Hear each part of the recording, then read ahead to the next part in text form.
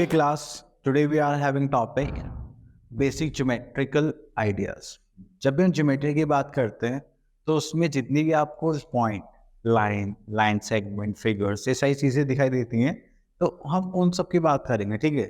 Just like ये जो मेरे पीछे आप डेटा कोड देख रहे हैं ये किस शेप में है, तो आप बोलोगे सर ये रेक्टेंगल की शेप में है. ठीक है. हमारे पास जो मार्कर है ये किस शेप में लग रहा है आपको, कौन की शेप में होगा. देखिए अगर मैं बोलूँगी सिर्फ इतना पार्ट बताओ तो ये किस में लगेगा आपको, सिलेंडर शेप में लगेगा. तो जब भी हम शेप्स की बात करते हैं तो ये होता है हमारा ज्योमेट्री. ठीक है. तो क्योंकि हम 6th स्टैंडर्ड की ज्योमेट्री करें तो उसमें हम छोटी छोटी चीज़ें देखेंगे वन बाय वन. ठीक है. चलिए तो स्टार्ट करते हैं. तो यहाँ पर हमारे पास सबसे पहला जो है वो है हमारा पॉइंट. जब ये पॉइंट की बात करते हैं आप कहीं पे भी कोई भी कंस्ट्रक्शन करते हो तो एक पॉइंट से स्टार्ट करते हो. अगर आपको एक लाइन भी ड्रॉ करनी है तो आप एक पॉइंट बनाओ उससे स्टार्ट करोगे. ठीक है. चाहे लाइन सेगमेंट हो कुछ भी हो. चलिए तो पॉइंट क्लियर है. उसके बाद आ जाता है हमारे पास लाइन सेगमेंट. जब भी आपके पास एक फिक्स्ड लाइन होती है उसके फिक्स्ड लेंथ होती है तो उस लाइन को हम बोलते हैं लाइन सेगमेंट. ठीक है. मैंने एक लाइन बना दी जिसका ना तो कोई स्टार्टिंग पॉइंट है ना ही कोई एंडिंग पॉइंट है तो वो हमारी क्या होगी, सिंपल लाइन. लेकिन अगर मैंने इसके एंडिंग पॉइंट कर देगी, देखो यहाँ से स्टार्ट है और यहाँ पर खत्म है, तो इसको हम बोलेंगे लाइन सेगमेंट. चलिए नेक्स्ट आ जाता है हमारे पास जो टॉपिक है वो है इंटरसेक्टिंग लाइंस. तो जब भी हम इंटरसेक्टिंग लाइंस की बात करते हैं तो इसमें जब भी आप दो लाइन से एक दूसरे को कहीं पे कट करेंगे तो उसको हम क्या बोलेंगे, इंटरसेक्टिंग लाइंस. देखिए जैसे ही आप एक लाइन यहाँ पर एक दूसरे को कहाँ पर कट करनी है, पी पर कर दी, तो क्या हो गए हमारे इंटरसेक्टिंग लाइंस. उसके बाद आ जाता है हमारे पास पैरेलल लाइंस. पैरेलल लाइंस पता है क्या होते हैं, जब भी एक लाइन दूसरी लाइन से जस्ट सेम लेंथ पर चल रही हो. ठीक है.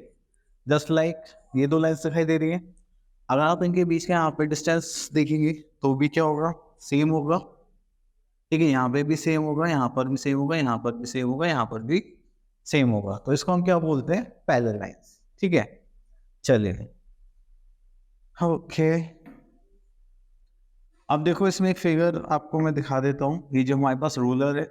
ठीक है. अब स्केल में आप देखोगे कि यहाँ पे आप कहीं पे मेजर कर लो, स्केल की लेंथ क्या हो, ये जो दो साइड्स के बीच में जो भी आपको डिस्टेंस दिखाई दे रहा है, मतलब हाइट दिखाई दे रही है, वो क्या रहेगी, सेम रहेगी. तो ऐसी लाइंस को हम क्या बोलते हैं, पैरेलल लाइन. जैसे रेलवे ट्रैक देखे आपने, सेम एक दूसरे के डिस्टेंस पे चलते रहते हैं, दैट इज पैरेलल लाइन. ठीक है. अब ये बोर्ड देखो, इस बोर्ड में यहाँ पर और यहाँ पर आप कहीं भी मेजर करो सेम हाइट पर है, that is these two lines are parallel lines. ठीक है.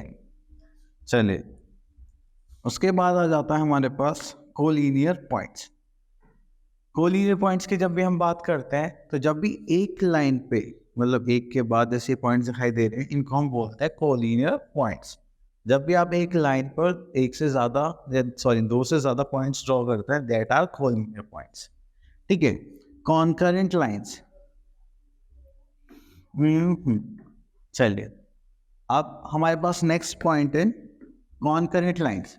कॉन्करेंट लाइंस वो लाइंस होती हैं जो एक दूसरे को इंटरसेक्ट करती है एट अ सेम पॉइंट. ठीक है.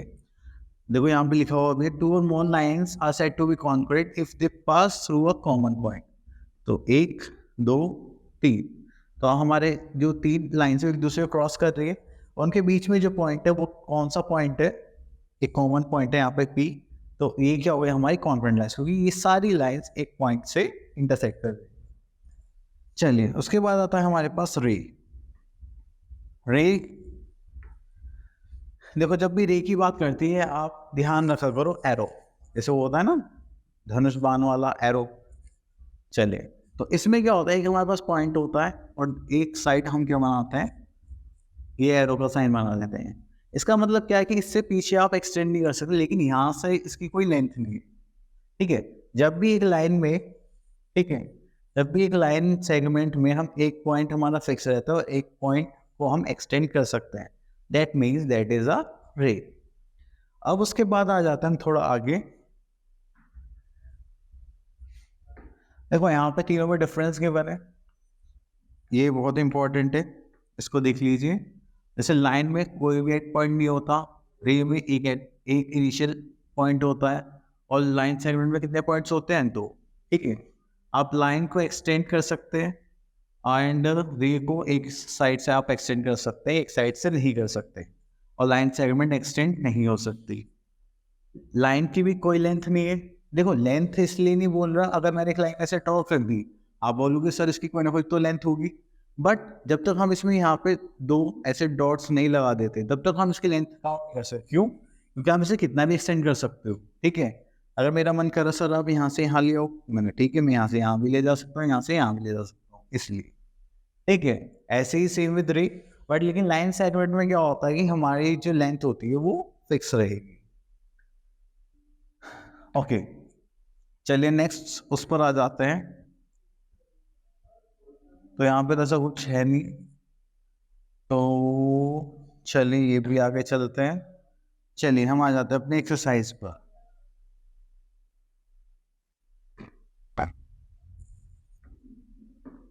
चलिए एक्सरसाइज में लिखा है use the figure to name 4 points. देखो points, line, 4 rays, 3 line segments मैंने आप लोगों को बता दी है। ठीक है, अब जैसे इसमें बोलेंगे 4 पॉइंट्स, एक पॉइंट ये रहा, ये रहा, ये रहा, ये रहा, तो हम यहाँ पर लिख सकते हैं B C D F। ठीक है, दीज आर 4 पॉइंट्स। अब उसके बाद हमारे पास आ जाता है name the line given in all possible 12 ways, choose only 2 letters at the time from the figure.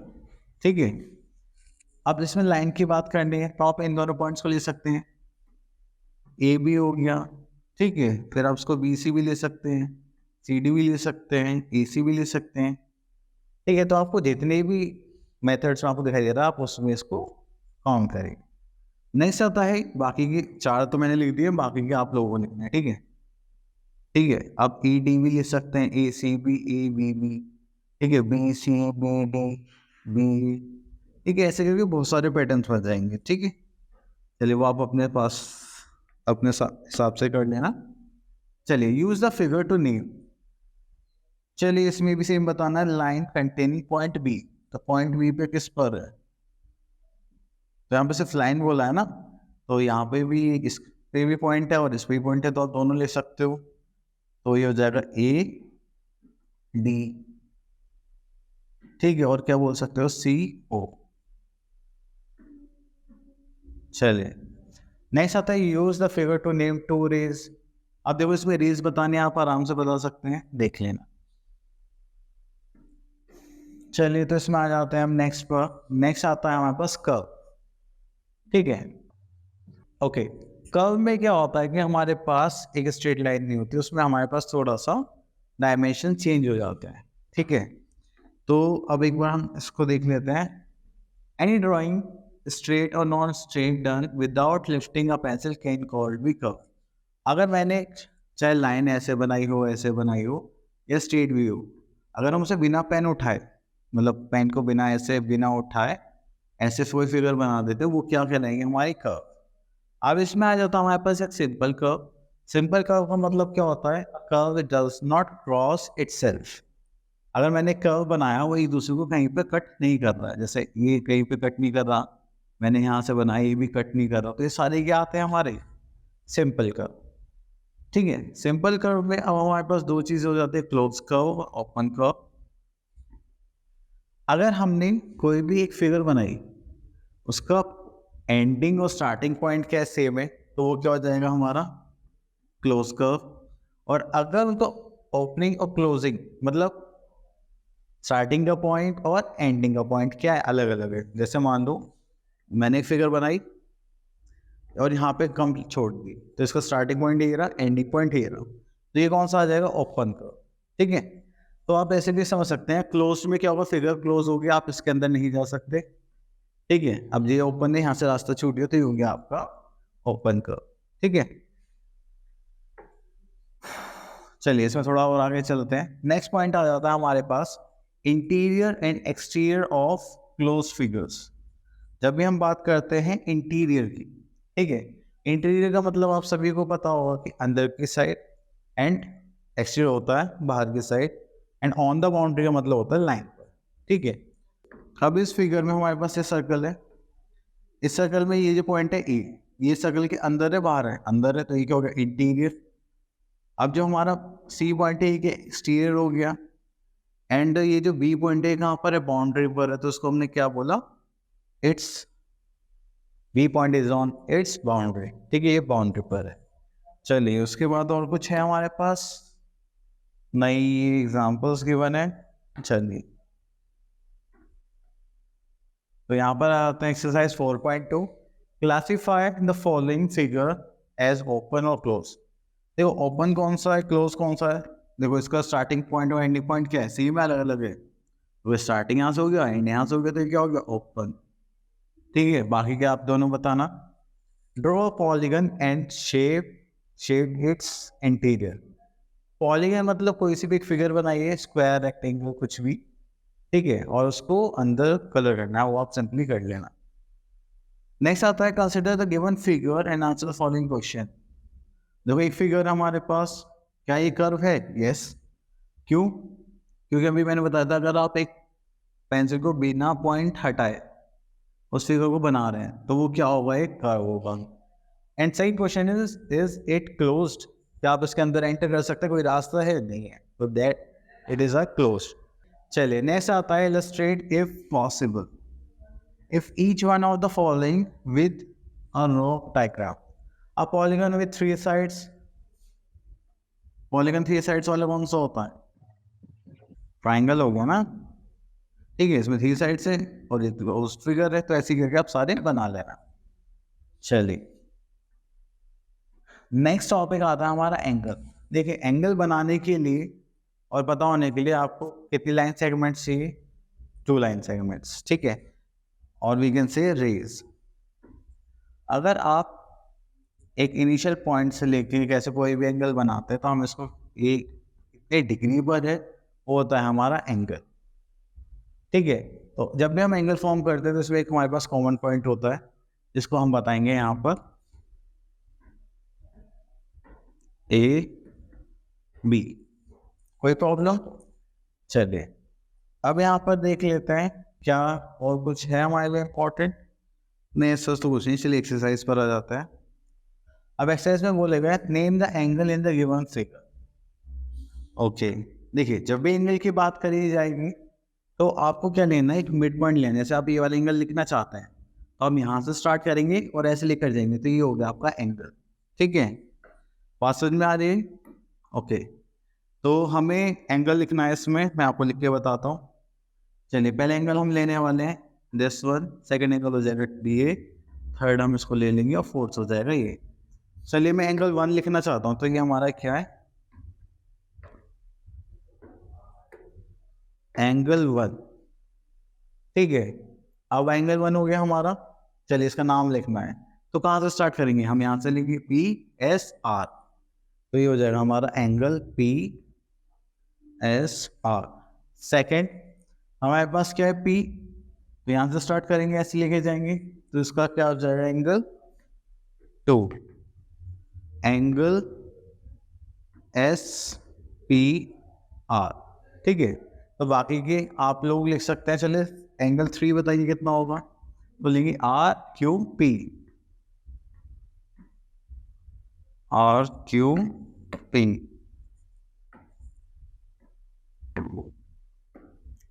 चलिए एंगल 4 कितना होगा, एस आर क्यू।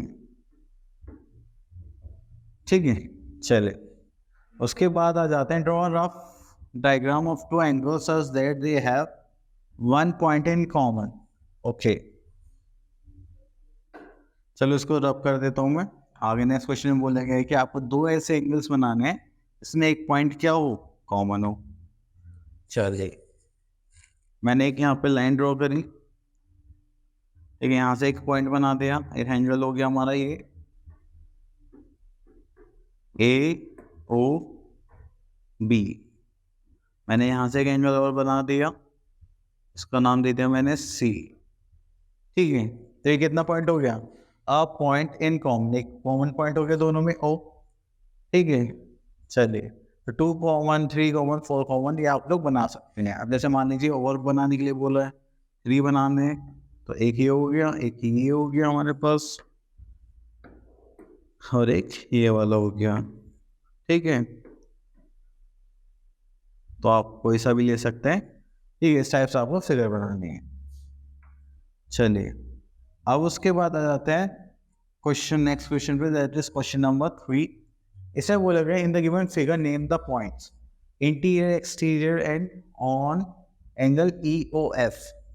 देखिए तो बहुत ईजी है, अभी हमने इंटीरियर एक्सटीरियर वाला कॉन्सेप्ट करा था।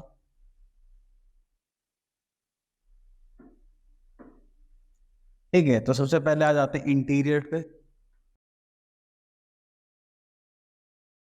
इंटीरियर में हमारे पास क्या है, एंगल DOE। DOE दिखाई दे रहा है आपको, देखो ये DOE, तो ये वाला पॉइंट। अब इसमें इंटीरियर में बताना, इंटीरियर में आपको क्या दिखाई दे रहा है, सिर्फ ए। ठीक है, तो इस यहाँ पे लिख देंगे ए पॉइंट। ऐसे एक्सटीरियर ऑफ EOF, इसको रब कर देते हैं। चलिए ई का हमारा ये रहा, ओ ये रहा, एफ ये रहा। ठीक है, इसका एक्सटीरियर पॉइंट कौन सा दिखाई दे रहा है, ये भी एक्सटीरियर है, देखा जाता है ये भी एक्सटीरियर है। ठीक है, तो आप इसमें लिख सकते हैं एंगल EOF पे एक्सटीरियर पॉइंट क्या क्या आ जाएगा, C एंड A। और कोई पॉइंट दिखाई दे रहा है आपको, हाँ D भी बोल सकते हैं वैसे तो, ये इस एंगल की तो बात ही नहीं करी जा रही ना। अब उसने बोला ऑन EOF, EOF पे कौन सा आ रहा है, EOF पे आ रहा है B हमारा, तो अब इसके लिए क्या बोल सकते हो, इस पे आ रहा है हमारा B। ठीक है, चलिए तो टॉपिक हो गया हमारा खत्म। Thank you so much for listening us carefully. Just practice it as much as you can. जितनी आप प्रैक्टिस करेंगे उतने ही ज़्यादा आप अच्छे से मैथ्स को कर पाएंगे। Thank you so much.